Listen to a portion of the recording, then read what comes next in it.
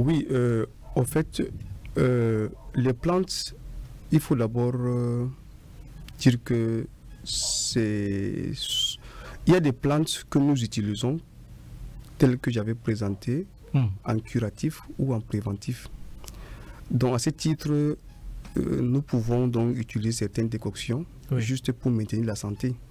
C'est-à-dire étant en forme, mais on veut toujours, c'est ce qu'on appelle dans la médecine conventionnelle les compléments alimentaires ou bien des alicaments.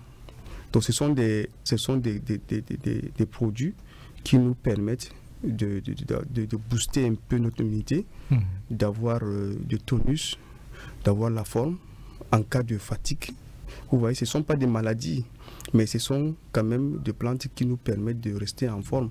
Maintenant, il y a aussi des plantes en cas maintenant de maladie que nous pouvons également aussi, comme il a si bien dit, faire recours à ce naturopathe, à ce herboriste maintenant. Et eux maintenant, ils proposent, c'est vrai que il y a aujourd'hui une collaboration qui peut exister entre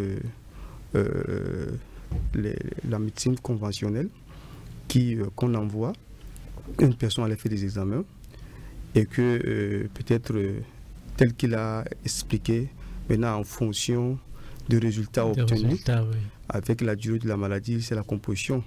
Oui, ça s'est fait, mais sauf que scientifiquement c'est quasiment impossible parce que ça ne se fait pas. Quand on reste vraiment dans la médecine traditionnelle, il y a déjà la méthode aussi des diagnostics qui est propre à la médecine traditionnelle, qui sont connues. Et il y a des consultations qui sont connues.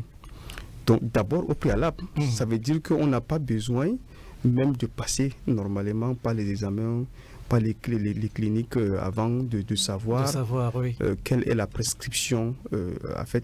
Parce que nous, au lieu de se baser sur la maladie, nous avons plutôt étudié les plantes.